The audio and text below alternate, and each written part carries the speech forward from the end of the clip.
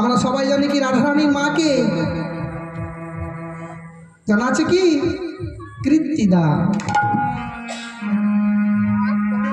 সত্যি কি তাই? তবে শুনুন মা, একটা কথা বলি, কৃত্তিদা ছিল পরম বৈষ্ণব। তিনি কি করতেন? ভগবানের নাম সংকীর্তন করতেন সর্বদা সর্বক্ষণ, বিষ্ণু সেবায় নিজেকে নিযুক্ত করে রাখতেন। কীর্তিদার একটা ভালো গুণ আছে কি, না তিনি প্রতিদিন পদ্ম সরোবর থেকে একটি করে পদ্ম নিয়ে আসে আর ভগবান বিষ্ণু চরণে অর্পণ করে। হরিবল হরিবল হরিবল। প্রতিদিনের মতো মা আজও কীর্তিদা কি করেছে, পদ্ম সরোবরের পদ্ম তুলতে গেছে। এমন সময় দেখলো যে পদ্ম সরোবরে আজকের একটাই পদ্ম আছে, যে পদ্মটা এত রূপ এত ঝলমল করছে, পদ্ম সরোবর আলোয় আলোকিত হয়ে গেছে। কি ব্যাপার, আমি তো কোনোদিন এমন সুন্দর পদ্ম দেখিনি। তাহলে কি প্রভু এই পদ্মটি কি আছে? যাই আমি পদ্মখানি তুলে নিয়ে এসে প্রভুর চরণে দিই। তাই পদ্মটি তুলে নিয়ে এসে মা প্রভুর চরণে দিয়েছে। এমনভাবে দেখতে দেখতে কিছুদিন পর দেখছে, যখন প্রভাতে প্রভুর চরণে নিজেকে সঁপে দিতে যাচ্ছে, দেখতে পেল যে পদ্মটি আর পদ্ম নেই মা, একটি কন্যা সন্তান হয়েছে। তবে সেই সন্তান এমন সন্তান নয় মা, সেই সন্তান সব কিছু দিয়েছে ঠাকুর, কিন্তু চোখ দুটো দেয়নি। নয়ন দিয়েছে কিন্তু চাইছে না মা। কেন? তিনি যে ভগবানকে কথা দিয়েছিলেন, যখন সত্য ত্রেতা কেটে যায়, ভগবান বলেছিলেন যে গোলক্ষ্মী, আমরা এবারে দাপরে গিয়ে খেলা করব, রাধা কৃষ্ণ অবতার নিয়ে। রাধারানী বলছে, প্রভু যুগে যুগে কতবার আমাকে কাঁদাবে, আমার কি কান্না ছাড়া এ জীবনে আর কিছু নেই?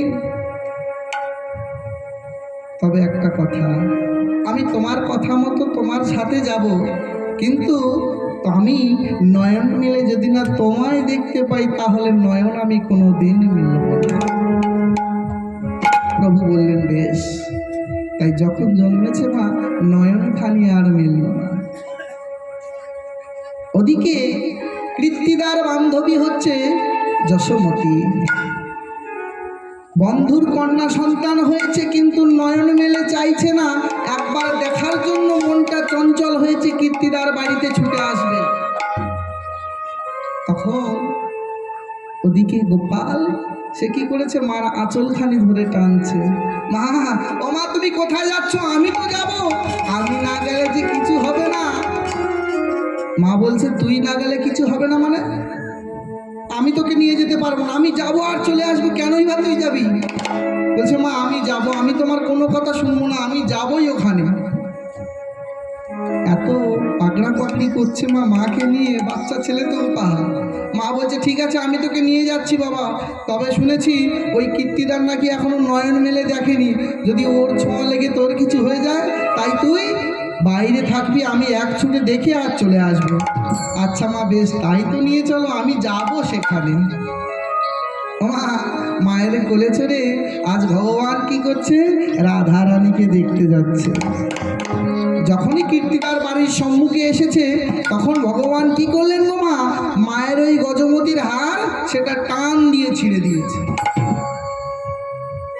যখনই টান দিয়ে ছিঁড়ে দিয়েছে, মা বলছে, কি রে এটা তুই কি করলি বাবা?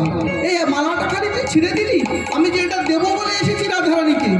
তোমার তৎকালীন কথা ছিল মা, যদি নতুন সন্তানের কেউ মুখ দেখে তার একটা উপহার দেয়, আর সেই মালাখানি ছিঁড়ে দিয়েছে।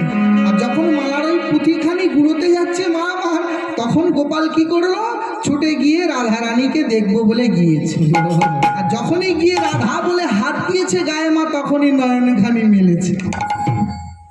যখনই নয়নখানি বলে মিলিত করেছে মা, তখনই কীর্তিদা বলছে, ওরে ওরে যশোদে, তোর কি পায় আমার সন্তান হাতে নয়ন মেলেছে, তাই আমার এই রাধাকে তোর কৃষ্ণের চরণে আমি সঁপে দিলাম।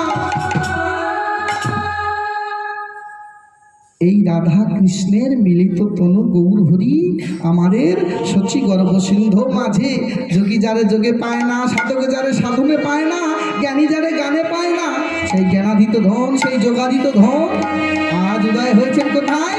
সচি গর্ভ সিন্ধু মাঝে নদিয়া নবদ্বীপ মাঝে নিতাই গৌর হরি হরি হরি হরি বল। তাই বৈষ্ণব পদকর্তা সুন্দরভাবে কলম দিলেন কি গো মা, যে আজ গৌর সুন্দর যদি না আসিতেন তাহলে আমাদের এই ধরাধামে কি হতো গো? এমন মধুর কৃষ্ণ নাম, এমন রাধা কৃষ্ণের যুগল রূপ আমরা কেউ দেখতে পারতাম? একটু উলুধ্বনি শঙ্খধ্বনি মায়েরা করবেন যে গৌর হরির চরণ আজ আমরা বন্দনা করব, কেমন? তাই বড় পদকর্তা কি বললেন গো মা, সুন্দরভাবে কলম দিলেন কি, যদি গৌরাঙ্গ না হইতো কি মতি হতো, কেমনে ধরিতাম কি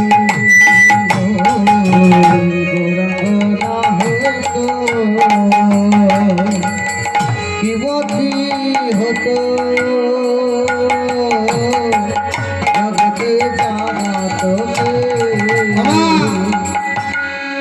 যদি গৌরাঙ্গ সুন্দর না আসিতে কি মতি হইতেন গো, আর কেমনে ধরিতাম এই দেহখানি আমরা কৃষ্ণ নামের বন্যায় বিবর হতাম।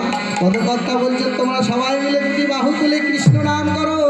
আর পদকর্তা কি বললেন গো, যদি গৌরাঙ্গ না হইতো কি মতি হতো, কেমনে ধরিতাম